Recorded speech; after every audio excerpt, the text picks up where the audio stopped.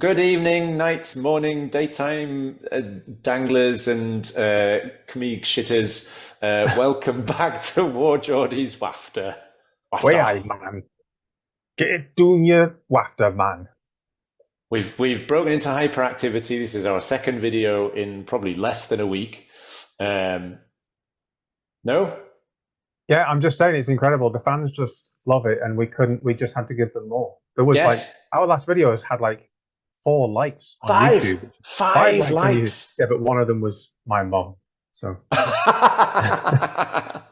And one of them was me. no, it wasn't. It wasn't. No, one of my them mom. was me. One of them was you. One of them was me. I was like, If I I'd have like only this just video. thought of it, then we could have had 6 likes. Oh, Yeah. Well, I mean, that's how YouTube works, isn't it? You and your friends and your bots all like your video, and then you go to bed feeling good about yourself. So anyway, we had another game on Saturday, didn't we? mm-hmm. Here we are. There's a small explanation here. I overheard somebody, it was to do with talking about the Masters, and somebody said, oh, the War Geordies can do. I was like, they think it means like war, like with the War Geordies. It's like, no. So there you go. War is that would be wah. Aye, war Geordies. War is the German word for hour, Geordie word for hour, and Geordie is like mate or lad, and a wafter is a blunt sword. Anyway, here we are, Infernal Dwarves versus Warriors of the Dark Gods. I know I'm doing a lot of the talking, but I'll just quickly cover the couple of changes in my list. I've tried out the Lamassu. It was a nice to have when I was hungover and thought, oh, I'll give this model a go. But I think really the things that I had to take out, it wasn't really worth it for me in this list. So being a big fan of witchcraft and loving the idea of finding ways to circumvent the movement restrictions of dwarves and make them fly around the table and stuff, I thought, right, I'll go back to the vassal conjurer. So there it is, an adept of witchcraft. Everything else in the characters really is the same. I'm happy with the vizier with his icon of Asheruk, which I think is a wonderful thing to try and pull off, getting all of those lovely volcanic embrace attacks, with also the possible advantage of turning off flaming when you don't want it. So to me, it seems like too good a thing to resist trying out. And the reason he's got supernatural dexterity is so that he counts as magical attacks as well for when he uses the icon. Cause the same, special the same, instruments of destruction the same, and I think your list was the same, Danglo. Yeah, it was exactly the same. So I got a few models recently. So I got a dragon, so I'm starting using my dragon for the sorcerer, and then I'm still playing really the first few games that I've had, the chosen knights and the Feldrax. So absolutely unchanged from last time. I even kept the banner of discipline that I thought was a waste of time previously. It turned out not to be a waste of time. We need to rename it in your army list to the Banner of Panic. I mean, that is a more literal description. It's very misnomered, isn't it? It's misleading. Yeah. Banner of Panic. I must change it next time. Cool. Banner of Panic. So we rolled up Dawn Assault and King of the Hill. Mm-hmm. Which you took a bit too literally. We also had this this is my favorite map in the map pack, because it actually looks like if you planned out a village, with then some mountains and stuff. And I think you won the roll for sides, didn't you? Forced me to have the side with the impassable terrain. Yeah. And there was somebody in the background I didn't want to swear in earshot of, but I was trying very hard not to constantly be going, this fucking impassable terrain, it's a fucking pain in the ass. It was trying to fit everything in was a bit of a nightmare, but this is my deployment. So I had looking at the screen, I had the short edge on the right hand side.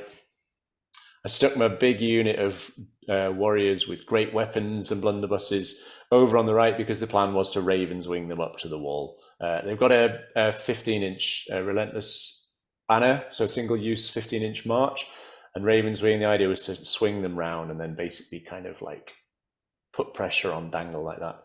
The levies are in front because I thought I would use them partly as a screening unit, because I couldn't really figure out a way to have them at the back and them not be blocked by a large chariot and a gigantic engine, gigantic Titan. So I thought, right, put them at the front, use them as a screening unit, advance them towards Dangle, firing arrows, maybe giving them the evil eye to do that a bit faster. And the slaves were over here because I thought there was a possibility that you might keep some stuff in reserve and therefore, you know, be coming along from the left. So I wanted my slaves to be able to like catch those things if necessary. Forgot spells, didn't I? Sorry, totally forgot them. Oh yeah. So I went for so the prophet on the chariot's got Quicksilver Lash because he has to. The vassal conjurer took Raven's Wing and the wheel turns because it seemed like a really good idea, especially when you've got a dragon and you've got chosen knights with halberds and forsworn with halberds. It seemed like a great idea to be able to just shut you down to only winning me on fours. And then Pyro, I took the usual three, so Cloak of Cinders, Flaming Swords, Curse of Nezibkesh for the incendiary markers, and then I think I went for Enveloping Embers. I just can't seem to figure out which is the best against warriors between Enveloping Embers and Pyroclastic Flow. Yeah, and I've got the Dark Prelate favor on my Lord, so I get Spectral Blades and Hand of Glory. And then my Evocation Wizard Master, I always take, so I've got Hellfire, I always take a second version of Spectral Blades, and then I use Ancestral Aid, and then Hasten the Hour to snipe a few wounds off the Titan and things like that. Yep. And I forgot to mention, obviously, the Vizier's still got Golden Idol of Shamut, so he's got a bound version of Glory of Gold just to try and force through flaming attacks. Be interested in people's advice very quickly, whether you think it's enough flaming to have Flaming Swords as a learn spell and Glory of Gold as a bound spell, or whether the Prophet of Alchemy should actually be the Adept and just have the Vassal Conjurer as just an apprentice. But is Dangle's deployment?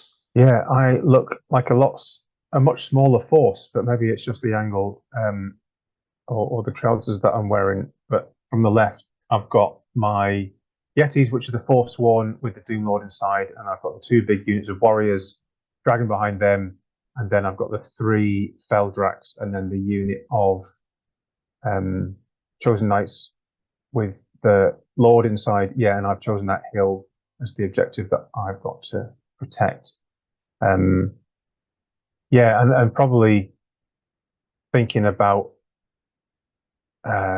keeping the three fast units back until I really decide when I want to use them, same as I did in the last battle. It was pointed out that my deployment and army list was exactly the same as I'd used in the last battle, apart from a slight variation of where I'd put the dragon. But I just wanted the I keep calling them Yetis. The Forsworn and the Warriors to take the brunt of anything that you throw, and for me to be able to choose where I apply the two fast units is kind of as far as I was thinking at this point. That's a load of bollocks, if I may say so. You were like, it worked well last game, I'll do it again. But that was my tactic last time. That was my tactic last game. Yeah, exactly. Yeah. I'll just do the same thing I did last time. What could go wrong? I think you had dropped everything down for first turn, though, hadn't you? So I had seen your deployment before I got to respond. So not quite. I wanted. There were a couple of things I wanted to see. So I think I waited until you had four drops left. So I think you'd put down the Forsworn and you'd put down the Chosen Knights, and I think then you'd put down one unit of Warriors. And I was like, okay, I've seen enough. And then I dropped everything else, so I got +4 on the dice. Yeah. But that was the tensest point for me, was like, is he just going to drop everything and then I'm going second where I really want to go first? I forgot to mention, didn't I? Sorry. So I put my objective, my hill was actually the field. And what I planned to do, I said, was swing those dwarves around and then bring the Titan round behind the levies to create a screen with the levies with the Titan straight behind it. So if you did charge the levies, then the Titan you'd just go smack into the Titan. And then keep the Tauruks back to either charge through if the levies were dead, or if necessary to come round behind. So that was that.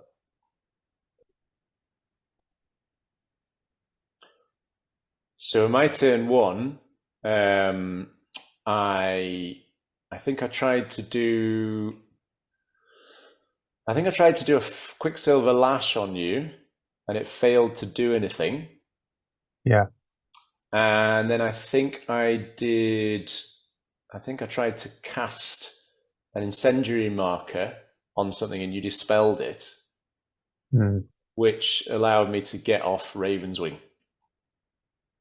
So I Ravens Wang the dwarves. I Ravens Wang the dwarves. So I think they popped their 15-inch banner to get right up to the wall, and then they Ravens winged over here. Which, in hindsight, without spoiling anything, hopefully, I think I went too far, too close to you, because I think it allowed certain things to happen. But the idea was to just have these guys, no longer stuck out and have a bit of a sort of a crescent pointing at you with short-range guns. I see the vassals have moved forwards. There's a spell on the vassals, isn't there? Oh, that's the evil eye. Sorry, yeah, that was the evil eye. Yeah. So the next turn they could advance 5 and still fire arrows at you. So that was why. That was my thinking. There's your turn. So what I really didn't want was the blunderbusses just like hacking into my lines, because if they'd have just stepped forward and my force 1 were pointed the wrong way, you would have just been pumping fire at them. So I thought, well, I've really got to go and do something about them. So that was. There was a lot of dithering. I remember you had gone off to the loo or I think something and come back, and I was still deciding, shall I just hold where I am and let you keep coming towards me, or shall I? Because I really didn't want to break my line up. But then if I didn't break my line up, you would have just shot me to bits. So I really had to go and do something. And but then it did immediately, despite in every one of these battle reports saying, next time I'm not going to split my force into 2. I always split my force into 2, and the Forsworn and 2 of my characters went one way, and the rest of the army stayed the other way. I'm just a sucker. Because I always try and split your force in 2. I know, and I always let you split my force in 2. But if I still don't know. I mean, if I'd have just kept the Forsworn facing forwards towards where the levies are there, then the dwarves would have just walked up to me and blunderbussed me in the side, and I wouldn't have been able to charge them. I would have just had to. It would have taken me another turn. You would have got 2 turns of firing at me. So I kind of felt like I had to turn to face you.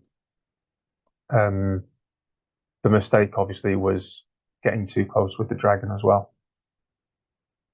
Right. I don't think I moved anything else. No. And my spells seem to have not done anything. I can't actually remember what I tried to cast, but you must have dispelled everything. Yeah, I think you put. I think I allowed. No, there's nothing there, is there? Oh, you got the bad one, I think, didn't you? You got the card number 1. Maybe. I probably would have tried Hellfire on that unit of dwarves. And I think you killed 2 of them. Okay. Yeah, you did. You killed 2 of them. It's 2 dead. Yeah. Yes, I did, because I used the Veil Walker to make you re-roll your armor saves. I remember. Yeah. And I let that one through because I didn't want you to put an automatic wound on my general. Okay, and then my turn 2. So the vassals advanced forwards and put an incendiary marker on to Heidi, I think. No, it wasn't. Must have been someone else. Oh, wait a second. Did they march? I beg your pardon. The vassal levies have marched. That was it, to make room. So I was basically creating a sort of long charge bait. The idea being that if I stuck them there, you couldn't start maneuvering around to get to my other stuff, but also it was allowing me to move a bit closer to you. And if you did charge those guys, I'd get to stand and shoot, give you an incendiary marker, and then obviously there's the flaming stuff behind waiting to go. And just because it looks cool as fuck, the warriors have gone up to the wall, because if there's a wall and you've got dwarves, then obviously you've got to defend the wall or fly over it. How can they see over the wall? Because we're the tallest faction in the 9th Age world, as you can see. Yeah, but not the dwarves. The dwarves are sub-wall. La la la la la la la la. We're taller than you. Yeah. So that number 1 next to Heidi, I think that was a bit of a blow, wasn't it? So I managed to get off Curse of Nezukesh on Heidi to make her flammable, and then I threw flaming swords at the warriors, and you dispelled it. which allowed me to then use Glory of Gold from the Vizier to make their shots flaming. So obviously I don't get any AP bonus on the shots, but I did get flaming on the shots. So poor Heidi took 20 blunderbuss shots, wounding on 5s, re-rollable, and then AP3, and clung on by 1 health point. That was that. Go on. No, I was going to say that just changes things a lot. Knocking her down to 1 wound means that even if she had gone down to 2 or 3 wounds, then I'm still charging her into combat and thinking, oh well, she can take a bit of a beating. But once she's on 1 wound, it's like, well, she's just a wizard trying to fly away from things now. It really cancels out the fact that she's on a great big scary dragon. So that was a shame. That was my fault. I should have put her behind the Forsworn. Okay. Yeah, I maybe, I don't know. But she does cling on, and this is where I felt like I'd come too close to you, because I feel like I got a whiff of blood and thought, I'm going to blunderbuss Heidi, but then it allowed you to get your Forsworn into combat and to get Heidi round here, where she was suddenly a massive pain in my ass, because the warriors couldn't do anything about her there, and the only thing I had that was fast enough to react to her was my general, who ideally would have been in combat with warriors and casting spells on all this stuff. So I immediately felt, I didn't say it at the time, but I remember thinking, shit, I should have just played a bit of a longer game with the warriors to kind of keep you going, well, I can't, I have to go, do you know what I mean? Rather than just go, oh, here they are, now you can charge them, and now Heidi can go and stand over there. So I did feel like at this point, like, oh shit, I'm going to end up with an admittedly wounded but still maximum mobile dragon beetling about behind my lines with only my less mobile general to try and shut you down. And I didn't fancy the chances of charging the dragon with the general. So I felt like I made a bit of a mistake there in my eagerness. Still got Glory of Gold off there, but I don't think there was any flaming on the any flammable on the Forsworn. The dice still says 1, but this is my turn 3. No, your turn 2, big pardon. Yeah. So sorry, do you want to go back? Well, no, yeah. So I think I've done quite a lot of damage to those dwarves, but then you've done damage to me, so I've lost a full Forsworn there. Yeah, well, that's the great weapon unit, isn't it? So yeah. And then I think elsewhere you were still just letting me come to you, weren't you? Yeah.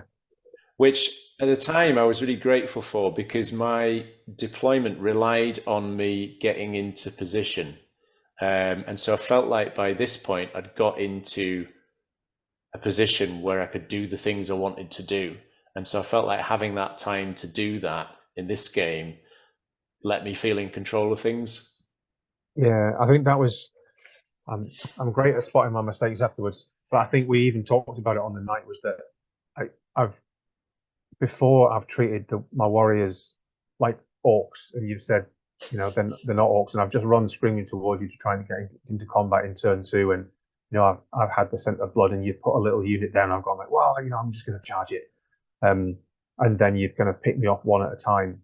So my tactic for the last few games is like not do that and make you come to me, because you don't have any long range shooting, and you are quite slow, and I can respond to you much better because I'm much faster.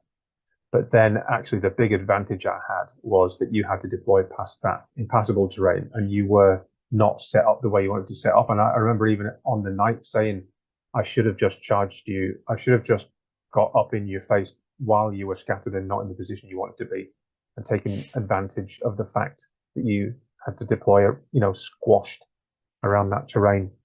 But I didn't, and I just stood there. So yeah, you were able to reform. Yeah, I definitely think that made it easier for me. But then my turn 3, obviously I had to try and do something about this combat, because I didn't want the Forsworn winning out and then Heidi and the Forsworn being in my flank, essentially, with a slow time there. So I charged in the general, and I think this was the point where you declared a duel, didn't you? Yes. Oh no, we'd had a duel the previous combat. You'd slain my champion. So you declared, so I said to you, I remember you said like, Oh, I don't know whether to declare a duel. I was like, dude, you should declare a duel because I either have to accept with my general or my general can't fight. Hmm. I was like, now is the time to do it. So I declined Yeah. because I thought Um, I can cling on and I don't want to get my general killed by an angry Doom Lord. yeah, and I think we even the eagle-eyed among you will spot the post we put in the short questions FAQ. Do you still get the bonus of being in somebody's flank if you've decided to just soil yourself and not fight? Yeah. But you do, even if you're soiling yourself, you get a flank bonus. It's because your Doom Yeah, Lord's going, oh, I don't know what to do. There's somebody dithering on my left. no, my Doom Lord doesn't know what to do. He chops things up with his halberd. That's what he does. That's fair. Yeah, that's fair.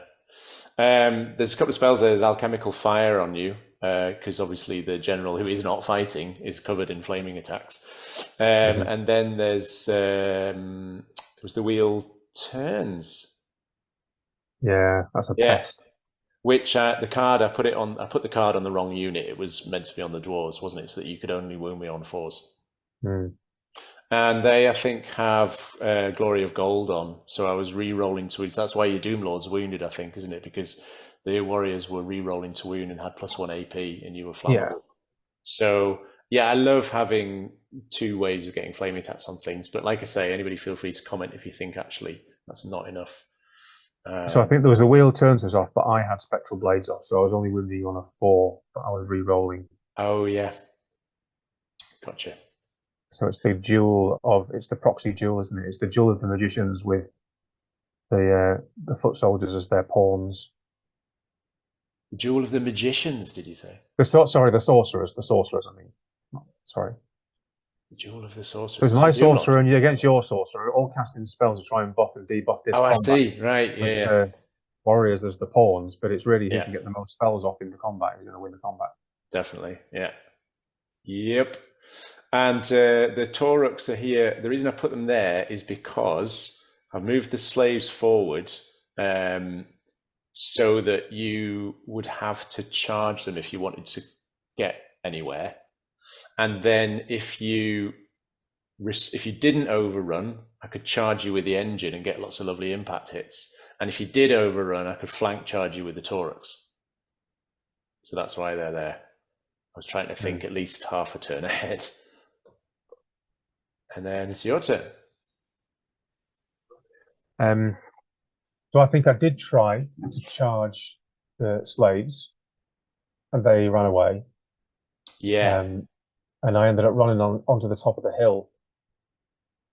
And then the Forsworn, sorry, the Feldrox have moved forward slightly.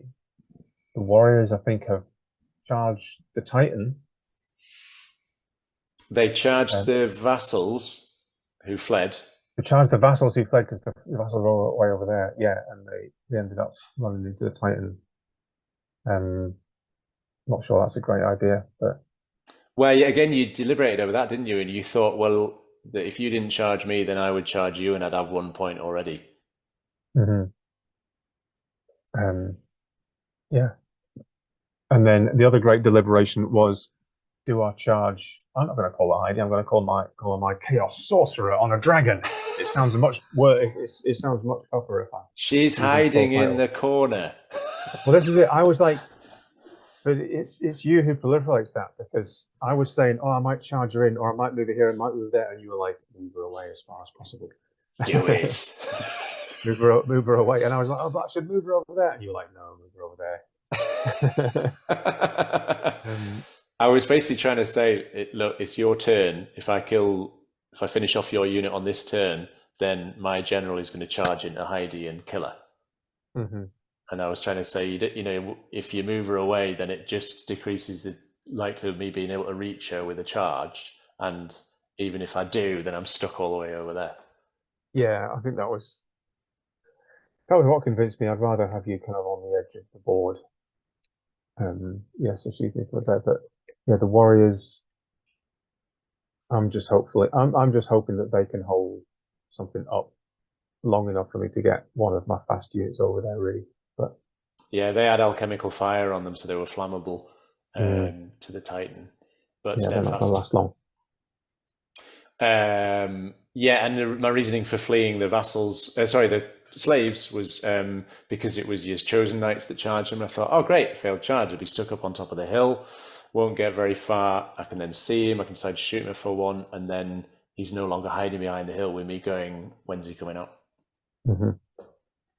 So I rallied the slaves. Because the chosen knights were now stuck up there, I decided to swift reform the Tauruks so that they could get involved. The slaves could could flee again, perhaps. The engine, I think, shot and missed. Oh no, I beg your pardon. It hit the Feldrax, didn't it? But it only got one wound. Mm-hmm. The warriors are angled there so that I basically worked out carefully that the Feldrax, because of how much they'd have to wheel, they wouldn't be able to get past the engine. They wouldn't be able to contact the dwarves, so they're angled like that, so the Feldrax couldn't charge the warriors. So they were going to have to charge the engine, and I thought this was fine because I'd completely forgotten, to my shame, that they had great weapons. So I was thinking, oh, they're strength 5. They're going to charge the engine and get stuck for ages. No. And this time around, we did duel between my Wizard Master and my Prophet and your Doom Lord, and I killed him. Hooray. Yeah, thanks to lots of volcanic embrace. I think I've got 4 volcanic embrace hits. So hence the reform, and the warriors just facing there to try and shoot Heidi. Yeah, and the vassals ran off the board. Oh yes, they did. Yeah, they failed to rally. They were too far away from the battle standard bearer, I think. I think they ran off the board by like 1/4 of an inch or something, weren't they? Yeah. One of them that their toe was just off the board and they just got whipped away. That's it. Yeah, they did. Never mind, they've done their job. So you could see also I charged my Prophet on Chariot into the warriors here, just to knock down some more warriors. They're not steadfast now, but you did hold, I think. Mm-hmm. Knocked a wound off the Chariot and knocked another wound off the Titan, the looks of it. And my general is down to 2 health points because of your Doom Lord, but came through. And then we got your turn 4. So everybody charged. Yeah. So yeah, the Feldrax with the great weapons charged the front of the engine, and the Lord's unit with spectral blades managed to get into the flank. So I was really hopeful. Yeah, so Kriegschmidt has forgotten about the great weapons, and I was really hopeful with all of those attacks at strength 7, AP 4, and all of the Lord's attacks with reroll into wound. I thought I can definitely take down this engine this turn. And shield breaker on the Lord, yeah. Shield breaker on the Lord, yeah. Reroll, yeah. But I did not take it down. I was quite disappointed. One health point left. Yeah, 1 health point left. It might have turned out very differently if I'd have blast stat and then the chosen had overrun into the side of the warriors unit, and then it would have been so good. But it didn't work. But the dragon, the sorcerer on the dragon, who is yet to be named, has charged into your general and I remember charging in and remembering, oh yeah, I've got a breath weapon, and thinking, oh, it's quite weak and it's not going to do much, and thinking, well, I may as well just use the breath weapon because she'll probably be dead next turn, and killed your general with the breath weapon. Hooray! Yeah, Heidi. She needs a middle name. It's something like Heidi, Hockey. Chaos Sorcerer on Scary Dragon. Yeah. So she managed to kill the general, which is kind of bragging rights, really, because I know she's going to die next, but she's not my general. So it's kind of like queen for queen, isn't it? Apart from points wise, quite a lot of points, but it had to be done. Yeah, there were 2 battles going on this table. There was that one over there, wasn't there? And then the main one over here. Mm-hmm. Yeah. I charged everything because the warriors had died to the Titan and the Chariot. So then I charged everything that I could. So the slaves and the Tauruks went into the flank of the chosen knights. The Chariot, the Prophet on Chariot and the Titan went into they charged into the warriors and in the flank, didn't they? And broke them and overran into the Feldrax. Yeah, so they fought twice in the game turn, in your turn, didn't they? Because they killed the warriors, and then because we hadn't resolved the combat with the Feldrax, they charged into that combat and were able to fight again with the Feldrax because we've done the combat kind of right to left, haven't we? Yeah, So they it's got one of to those fight rare twice. moments. One of those rare moments where you get to pull off like a cascade sort of thing. Yeah. But of course, the unburnt thing on the Feldrax saved them from all the flaming attacks, really, didn't it? Because I was having to re-roll Yeah, that was really every good. successful wound roll. The movement-wise, I just got my battle. You can't see it, my battle standard bearer closed up behind the engine, so that I had the re-rolls, but also so that if the engine died, he could charge in. So the end of my turn, this was a colossally complicated combat to work out, wasn't it? So this is what it looked like. You did kill the engine, so then it was 2 separate combats. So then we resolved it all, and it came out a draw. Do you remember? I think it did. I think it Came out a draw. I mean, we were both scratching our head trying to work out how the hell that happened. It was just, there was so much to try and work out. I don't know how it became a draw, but it did end up a draw. So you reformed. So then I was very worried because obviously your chosen lord was in the fight with my Taurox. So this was your turn 5. Yeah. So I think one of the things about having the Dark Prelate is that if there's loads and loads of spells going off, like Hellfire, and I've got different things, then there's always that card game of what are you going to let me get off and what you're going to try and dispel. When all I've got is 2 bound spells, it's really easy for you to just dispel them both. So, and without any of his protections of the Hand of Glory and the Spectral Blades, it actually makes that unit a lot softer. So, yeah, so with the sorcerer being gone, suddenly these combats aren't looking as tasty on my side. So he doesn't have the re-rolls and he doesn't have the Aegis, or at least he has an Aegis from his icon, but the unit doesn't have an Aegis. So normally I'd be quite happy to grind these combats out, but now I'm thinking, this isn't looking so good. Yeah, that's it. Yeah. And the Feldrax is still clinging on because I kept having to re-roll all my successful wound rolls. The unburned is a really good thing. And to be honest, that wasn't really one of the main reasons why I used them. It was just because they just seemed like they had a lot of output, but actually that little special rule against your army, especially against units like that have got the volcanic Watsits. Yeah. It's really effective. Yeah. They hung on. They did really well. Did. So then I pulled the rabbit out of the hat, didn't I? Charged in the Vizier and switched on his magic icon. So at the start of this turn, the Chariot and the Titan and himself were all within 6 inches of him and all our magical attacks. So he not only got Volcanic Embrace 3 against his Chosen Knights, but it also meant that the Titan and the Prophet on the Chariot were no longer flaming attacks. So Unburn didn't trigger.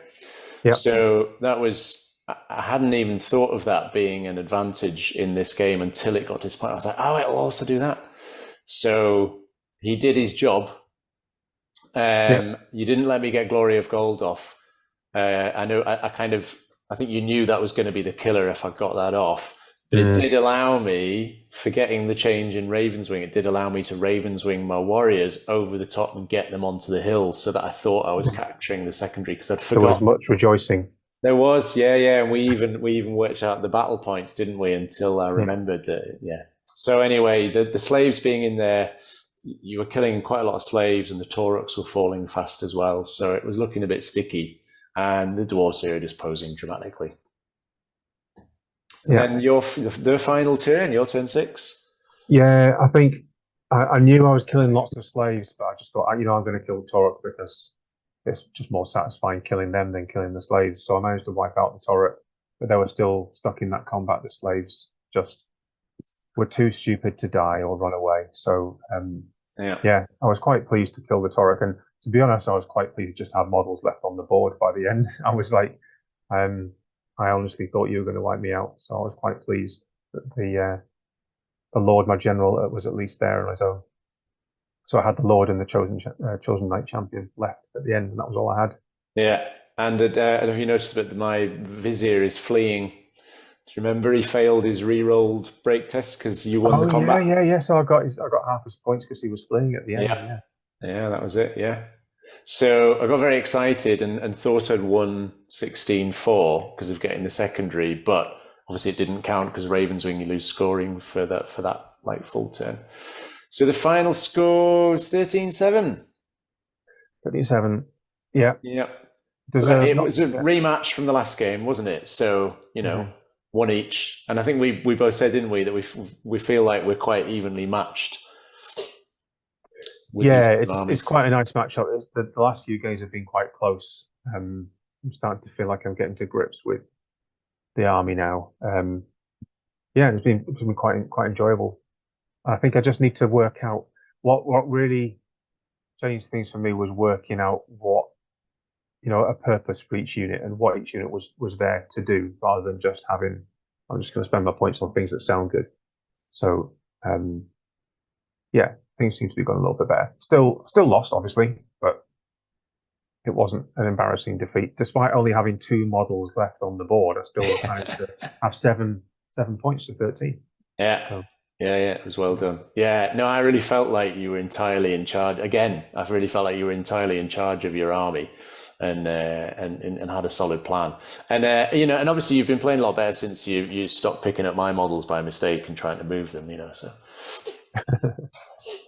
Yeah, well, yours are all black and mine are all brown, so I know which one's which. Mine are the small ones, and yours are the large ones. Yes, that's it. Yours are the ones that the tall ones. I have the tallest ones. Yes. Yeah, I need to do some.